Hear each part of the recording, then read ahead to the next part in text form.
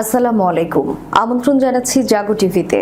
আপনাদের সাথে আছি আমি মমতাজ শাহিন রুম্পা। শুরুতেই জানিয়ে দিব আপডেটগুলো। প্রতিরোধ যোদ্ধাদের বিস্ফোরণে বিল্ডিং এর নিচে জীবন্ত দাফন হলো 18 হায়না সেনা। যুদ্ধে 500 ইসরায়েলি নিহত দাবি ইরানি স্পিকারের। সেনাপ্রধানের হুঙ্কার, 1 ইঞ্চি মাটিও ছাড়বে না ইরান। টিভি সাক্ষাৎকারে নেতানিয়াহুর চামড়া তুলে নিলেন ইসরায়েলের সাবেক প্রধানমন্ত্রী এহুদ ওলমার্ট। ইসরায়েলের বিরুদ্ধে কঠোর ব্যবস্থা নিতে স্পেন, আয়ারল্যান্ড সহ 20 দেশের সম্মেলন। গাজায় গণহত্যা চালিয়ে ফেরার পর নিজেকে শেষ করে দিয়েছে 44 সেনা। ইরানের কাছে মজুদ ইউরেনিয়াম নিয়ে শঙ্কিত ইসরায়েল। এরদোগানের বিরাট সাফল্য, 4 দশকের সংঘাতের অবসান, অস্ত্র সমর্পণ শুরু করেছে কুর্দি বিদ্রোহীরা। শুনছিলেন শিরোনাম, এবারে থাকছে বিস্তারিত সংবাদ। প্রতিরোধ যোদ্ধাদের বিস্ফোরণে বিল্ডিং এর নিচে চাপা পড়ে জীবন্ত দাফন হলো 18 হায়না সেনা। গাজায় 7 ইসরায়েলি সেনা নিহত হয়েছে। ফিলিস্তিনি প্রতিরোধ যোদ্ধারা দাবি করেছে তারা ইসরায়েলের অজেয়তার মিথ চূর্ণ বিচূর্ণ করতে সক্ষম হয়েছেন। প্রতিরোধ যোদ্ধারা দক্ষিণ গাজা উপত্যকায় একটি ভবনে বিস্ফোরণ ঘটায়। এতে গতরাতে ইসরায়েলি সেনাদের উপর ভবনটি ধসে পড়ে। এতে আরও 11 সেনা গুরুতর আহত হয়। ইসরায়েলি সংবাদ মাধ্যম হাদাস 2 জানিয়েছে খান ইউনিস শহরের উত্তরে আল কারারা এলাকায় বিস্ফোরণটি ঘটে। ইসরায়েলি সংবাদ মাধ্যম আরও জানিয়েছে বিস্ফোরণে 7 ইসরায়েলি সেনা নিহত এবং 11 জন আহত হয়েছে। আহতদের যাদের বেশিরভাগের অবস্থাই গুরুতর। কয়েক ঘন্টা পরে ইসরায়েলি সংবাদ মাধ্যম গাজা উপত্যকার উত্তর অংশে আরেকটি হামলার খবর জানায়, তবে বিস্তারিত কোনো তথ্য দেয়নি। হামাসের সামরিক শাখা আল কাসাম ব্রিগেড রাতে জানিয়েছে তারা খান ইউনিসের উত্তরে আল বাদায়ুই এলাকায় ইসরায়েলি সেনা এবং তাদের যানবাহন লক্ষ্য করে মর্টার হামলা চালিয়েছে। শুক্রবার সকালে ইসরায়েলি সেনাবাহিনী জানায় বৃহস্পতিবার দক্ষিণ গাজা উপত্যকায় একটি দুর্ঘটনায় 1 জন সেনা কর্মকর্তা নিহত হয়েছেন। খান ইউনিসে অভিযান চলাকালীন এই ঘটনা ঘটে, যখন সেনারা মাইন দিয়ে ভবনগুলি পরিষ্কার করার কাজ করছিল। যুদ্ধের সময় অন্তত 500 ইসরায়েলি নিহত হয়েছে। ইরানের পার্লামেন্টারি স্পিকার মোহাম্মদ বাকের গালিবাফ দাবি করেছেন তিনি বৈজ্ঞানিক মডেলের সূত্র টেনে বলছেন 3500 আহত হলে কমপক্ষে নিহতের সংখ্যা 500 হওয়ার কথা। তার দাবি মতে ইসরায়েল প্রকৃত হতাহতের সংখ্যা গোপন করেছে। ইরানের পার্লামেন্ট স্পিকার বলছেন ইসরায়েলের সাম্প্রতিক সামরিক আগ্রাসন বন্ধ করার পেছনে দেশটির কোনো বাধা নেই, বরং ব্যর্থতা রয়েছে। ইরানের বিরুদ্ধে মার্কিন ইসরায়েলি জোটের 12 দিনের যুদ্ধের কথা উল্লেখ করে এক সরাসরি সাক্ষাৎকারে গালিবাফ বলেছেন প্রকৃত ইসরায়েলি হতাহতের সংখ্যা সরকারি প্রতিবেদনের তুলনায় উল্লেখযোগ্যভাবে বেশি। গালিবাফ বলেন ইরান কেবল ইসরায়েলের সাথেই নয়, বরং মার্কিন কমান্ডের অধীনে ন্যাটো এবং পশ্চিমা শক্তিগুলির সাথেও লড়াই করেছে। তার মতে স্থল ও আকাশে ইরানের আধিপত্য ইসরায়েলকে ব্যর্থ করে দিয়েছে।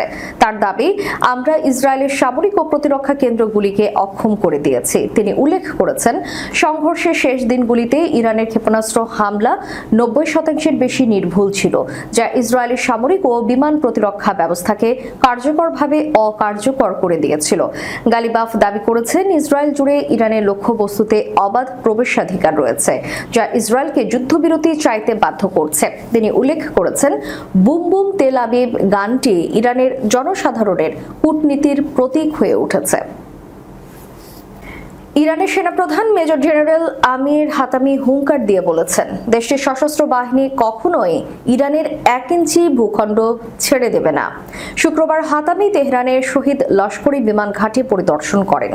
ইরানি সেনা বাহিনীর সমন্বয় বিষয়ক উপপ্রধান রিয়ার অ্যাডমিরাল হাবিবুল্লাহ সায়ারি এবং বিমান বাহিনীর কমান্ডার ব্রিগেডিয়ার জেনারেল হামিদ ওয়াহেদিও সাথে থেকে ঘাঁটির যুদ্ধ প্রস্তুতি মূল্যায়ন করেন। 1980-র দশকের ইরান ইরাক যুদ্ধের কথা উল্লেখ করে হাতামি বলেন, পবিত্র প্রতিরক্ষার 8 বছরের সময় আমরা দেখিয়েছি যে আমরা ইরানের 1 ইঞ্চিও ভূমি বিচ্ছিন্ন হতে দেব না। তিনি দেশের সার্বভৌমত্ব রক্ষার জন্য সেনাবাহিনীর কর্তব্য পুনর্ব্যক্ত করে বলেন সশস্ত্র বাহিনী ইসলামী প্রতিষ্ঠান রক্ষার পাশাপাশি ইরানের আঞ্চলিক অখণ্ডতা এবং স্বাধীনতা রক্ষায় প্রতিশ্রুতিবদ্ধ। হাতামি বলেন ইরানি সেনাবাহিনী পূর্ণ শক্তি এবং দৃঢ়তার সাথে তার মিশন চালিয়ে যাবে। চলতি বছরের 13 জুন ইসরায়েল ইরানের সামরিক ও বেসামরিক অবকাঠামোর উপর একের পর এক হামলা চালায়, যার ফলে নারী ও শিশু সহ শত শত প্রাণহানি ঘটে। পাশাপাশি 1 ডজন শীর্ষ সামরিক কর্মকর্তাও নিহত হন। এর জবাবে ইরানের সশস্ত্র বাহিনী ইসরায়েলের সরকারের বিরুদ্ধে একটি শক্তিশালী প্রতিশোধমূলক অভিযান অপারেশন ট্রু প্রমিস 3 শুরু করে। ইসরায়েল জুড়ে গুরুত্বপূর্ণ সামরিক গোয়েন্দা, শিল্প, জ্বালানি এবং গবেষণা ও উন্নয়ন স্থাপনায় হামলা চালায় ইরান। ইসরায়েলের সাবেক প্রধানমন্ত্রী এহুদ ওলমার্ট চলমান গাজা যুদ্ধ এবং হামাসের সঙ্গে যুদ্ধবিরতি আলোচনা নিয়ে বর্তমান প্রধানমন্ত্রী বেনিয়ামিন নেতানিয়াহুর বিরুদ্ধে তীব্র সমালোচনা করেছেন। এনডিটিভিকে দেওয়া এক সাক্ষাৎকারে ওলমার্ট বলেন, বর্তমানে ইসরায়েল এবং হামাসের মধ্যে একটি যুদ্ধবিরতি এবং বন্দী বিনিময় নিয়ে আলোচনা চলছে। মার্কিন পররাষ্ট্রমন্ত্রী মার্কো রুবিও জানিয়েছেন, আলোচনা এখন পর্যন্ত সবচেয়ে অগ্রসর অবস্থায় আছে। প্রস্তাবিত পরিকল্পনায় হামাস 10 জন ইসরায়েলি বন্দী মুক্তি দেবে এবং বিনিময়ে 60 দিনের যুদ্ধবিরতি কার্যকর হবে। সেই সময়ের মধ্যে স্থায়ী শান্তি চুক্তির প্রচেষ্টা চলবে। ওলমার্ট বলেছেন, হামাস তাদের হাতে থাকা সব বন্দী মুক্তি দেবে না যতক্ষণ না নিশ্চিত হয় যে যুদ্ধ পুরোপুরি শেষ হয়েছে। তিনি আরো বলেন, ইসরায়েলও যুদ্ধ থামাবে না যতক্ষণ না হামাস গাজায় ক্ষমতা থেকে সম্পূর্ণরূপে অপসারিত হয়। তিনি মার্কিন প্রেসিডেন্ট ডোনাল্ড ট্রাম্পের দিকেও ইঙ্গিত করেন। ওলমার্টের ভাষায় প্রেসিডেন্ট ট্রাম্পের বিশাল প্রভাব রয়েছে নেতানিয়াহুর উপর। তিনি চাইলে নেতানিয়াহুকে বাধ্য করতে পারেন যুদ্ধ বন্ধ করে চুক্তি করতে। এই ক্ষমতা তার আগেই ব্যবহার করা উচিত ছিল। ওলমার্টের দাবি, বেশিরভাগ ইসরায়েলি এখন যুদ্ধ শেষ চায়। তারা বন্দীদের মুক্তি চায়। নেতানিয়াহু বর্তমানে একটি পুরনো নির্বাচনের মাধ্যমে টিকে থাকা সরকার চালাচ্ছেন, যা জনগণের বর্তমান মনোভাবের প্রতিফলন নয়। তিনি বলেন, 60,000-এরও বেশি ফিলিস্তিনি নিহত হয়েছে। অসংখ্য শিশু এই যুদ্ধের ভয়াবহ মূল্য দিয়েছে। এই মুহূর্তে যুদ্ধ চালিয়ে যাওয়ার কোনো যৌক্তিকতা নেই, বরং এখন মূল লক্ষ্য হওয়া উচিত বাকি বন্দীদের মুক্তি করা। ট্রাম্প গাজাকে মধ্যপ্রাচ্যের ফরাসি রিভেরিয়া বানানোর কথা বললেও ওলমার্ট পরিষ্কার করে বলেছেন, আমি গাজা থেকে ফিলিস্তিনিদের বিতাড়নের পক্ষে নই। গাজা ফিলিস্তিনের ভূমি, তাদের সেখানেই বসবাস করার অধিকার আছে। ওলমার্ট বলেন, ইসরায়েল থেকে এখন সহানুভূতি, আপোষ এবং শান্তির কণ্ঠস্বর উঠেছে। নেতানিয়াহু সেই কণ্ঠস্বরের প্রতিনিধি নন। তাকে যেতে হবে এবং আমি আশা করি তিনি শীঘ্রই বিদায়ী হবেন। স্পেন ও আয়ারল্যান্ড সহ 20টিরও বেশি দেশ আগামী সপ্তাহে জরুরি সম্মেলনে মিলিত হতে যাচ্ছে কলম্বিয়ার বোগোতা শহরে।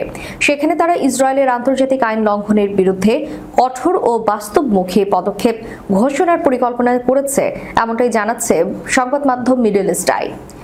এই জরুরি শীর্ষ সম্মেলন অনুষ্ঠিত হবে 15-16 জুলাই, যার আয়োজক কলম্বিয়া ও দক্ষিণ আফ্রিকা।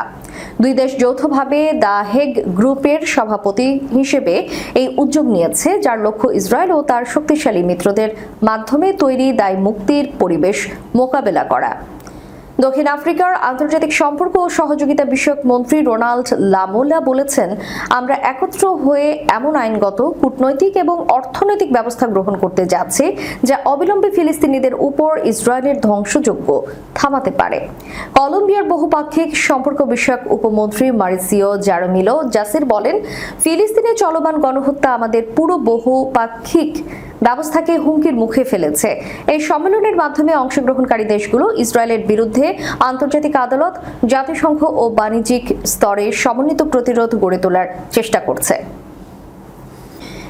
গাজায় ভয়ঙ্কর এই গণহত্যা শুরুর পর থেকে আত্মহত্যার প্রবণতা বেড়ে গেছে ইসরায়েলি বাহিনীতে। গাজা আগ্রাসন শুরু হওয়ার পর থেকে এ পর্যন্ত অন্তত 44 জন ইসরায়েলি সেনা আত্মহত্যা করেছেন। সর্বশেষ বৃহস্পতিবার 10 জুলাই ইসরায়েলের দক্ষিণাঞ্চলীয় ইসমেদ তেইমান সামরিক ঘাঁটিতে নিজেকে গুলি করে আত্মহত্যা করেছেন আরও এক ইসরায়েলি সেনা। সম্প্রতি গাজা যুদ্ধ থেকে ফিরে এসেছিলেন তিনি। হারেজের তথ্য অনুযায়ী নিহত ওই সেনা গোলানি ব্রিগেডের সদস্য ছিলেন। তিনি গাজা থেকে ফিরে ঘাঁটিতে বিশ্রাম নিচ্ছিলেন এবং সেখানে সামরিক পুলিশের জেরার মুখে পড়েন। মাসখানেক আগে তার বিরুদ্ধে একটি তদন্ত শুরু হয় এবং তার অস্ত্র জব্দ করার নির্দেশ দিয়েছিলেন ঊর্ধ্বতন কর্মকর্তারা। তবে হারেস জানায়, ওই সেনা তার এক ঘুমন্ত বন্ধুর অস্ত্র ব্যবহার করে নিজেকে গুলি করেন। আত্মহত্যার কারণ হিসেবে তদন্তের বিষয়টি ব্যক্তিগত আচরণের সঙ্গে সম্পর্কিত নয় বলেই প্রতিবেদনে উল্লেখ করা হয়েছে, তবে বিস্তারিত কিছুই বলা হয়নি। জানা গেছে, ওই সেনার এক ঘনিষ্ঠ বন্ধু গত মাসে গাজায় একটি বিস্ফোরণে নিহত হন। ইসরায়েলি সংবাদ মাধ্যমগুলো বলছে 2023 সালের অক্টোবর থেকে গাজায় যুদ্ধ শুরুর পর থেকে আত্মহত্যার হার বেড়ে গেছে ইসরায়েলি সেনাবাহিনীতে। গত রোববার 6 জুলাই এক রিজার্ভ সেনা মানসিক চাপের কারণে ইসরায়েলের উত্তরাঞ্চলীয় শহর শাফিদের কাছে জঙ্গলে আত্মহত্যা করেন। ইসরায়েল হায়ম পত্রিকার তথ্য অনুযায়ী শুধু 2024 সালে ইসরায়েলি সেনাবাহিনীর 21 সেনা আত্মহত্যা করেছেন। আর মে মাসে হারেস জানিয়েছে গাজা যুদ্ধ শুরু হওয়ার পর থেকে অন্তত 42 সেনা আত্মহত্যা করেছেন। ইরানের পারমাণবিক স্থাপনা ধ্বংসে যুক্তরাষ্ট্র এবং ইসরায়েলের যৌথ হামলার পরও তেহরানের কাছে পারমাণবিক বোমা তৈরির মতো যথেষ্ট সমৃদ্ধ ইউরেনিয়াম রয়ে গেছে বলে ধারণা করা হচ্ছে। এই অবস্থায় ইরান তাদের পারমাণবিক অস্ত্র তৈরির প্রকল্প জোরেশোরে এগিয়ে নিতে পারে বলে আশঙ্কা করছে ইসরায়েল। বৃহস্পতিবার 10 জুলাই ইসরায়েলের জ্যেষ্ঠ এক কর্মকর্তার বরাতে এমন খবর প্রকাশ করেছে মার্কিন সংবাদ মাধ্যম নিউ ইয়র্ক টাইমস। গত 13 জুন থেকে ইরানের উপর হামলা শুরু করে ইসরায়েল। ইরানের সামরিক ঘাঁটি এবং পারমাণবিক স্থাপনাগুলোকে লক্ষ্য করে একের পর এক হামলা চালায় তারা। পাশাপাশি দেশটির গুরুত্বপূর্ণ নিরাপত্তা, গোয়েন্দা ও সামরিক কমান্ডার এবং বিজ্ঞানীদেরও হত্যা করে ইসরায়েল। জবাবে ইসরায়েলের হাইফা, তেল আবিব সহ বিভিন্ন বড় শহরের দিকে ইরান টানা ক্ষেপণাস্ত্র ছুড়েছে। এগুলোর কিছু কিছু স্পর্শকাতর এলাকায় আঘাত হানে। তবে ইসরায়েলি সেনাবাহিনীর নীতি অনুযায়ী হামলার আসল জায়গাগুলোর তথ্য প্রকাশ করাটা স্থানীয় ও আন্তর্জাতিক সংবাদ মাধ্যমগুলোর জন্য নিষিদ্ধ। এক সপ্তাহের মাথায় মার্কিন প্রেসিডেন্ট ডোনাল্ড ট্রাম্পের নির্দেশে ইরানের 3টি পারমাণবিক স্থাপনায় হামলা চালায় যুক্তরাষ্ট্র। কোনো মার্কিন প্রেসিডেন্টের এমন পদক্ষেপ নেওয়ার ঘটনা এটাই প্রথম। মার্কিন প্রেসিডেন্ট ডোনাল্ড ট্রাম্প এবং তার মন্ত্রিসভার সদস্যরা ওই হামলার পর থেকেই দাবি করে আসছেন যুক্তরাষ্ট্রের হামলায় ইরানের 3টি পারমাণবিক স্থাপনায় পুরোপুরি ধ্বংস হয়ে গেছে। 30,000 পাউন্ড ওজনের বিশেষ বাংকার বিধ্বংসী বোমার মাধ্যমে এই হামলা চালানো হয়েছে। গত সপ্তাহে মার্কিন প্রতিরক্ষা দপ্তরের মুখপাত্র শন পার্নেল সাংবাদিকদের বলেছেন, আমরা ইরানের পারমাণবিক কর্মসূচিকে অন্তত 1 থেকে 2 বছর পেছনে ঠেলে দিয়েছি। অন্তত প্রতিরক্ষা দপ্তরের গোয়েন্দা বিভাগের পর্যালোচনায় এমনটাই মনে করা হচ্ছে। যদিও শন পার্নেল তার এই দাবি প্রমাণে কোনো তথ্য উপস্থাপন করেনি। পার্নেল বলেন, গোয়েন্দা বিশ্লেষকদের হিসাব অনুযায়ী আসল সময়টা সম্ভবত 2 বছরের কাছাকাছি। ইসরায়েলের সর্বশেষ হিসাব অনুযায়ী ইরানের পারমাণবিক কেন্দ্রে থাকা 18,000 সেন্ট্রিফিউজের বেশিরভাগই ধ্বংস হয়ে গেছে। তবে 60% মাত্রার সমৃদ্ধ সব ইউরেনিয়াম নষ্ট হয়নি। কিছু ইউরেনিয়াম বিশেষ পাত্রে আলাদা করে সংরক্ষণ করা ছিল, যা এখনো ইরানি বিজ্ঞানীরা ব্যবহার করতে পারেন। এদিকে এরদোগানের বিরাট সাফল্য, 4 দশকের সংঘাতের অবসান, অস্ত্র সমর্পণ শুরু করেছে কুর্দি বিদ্রোহীরা।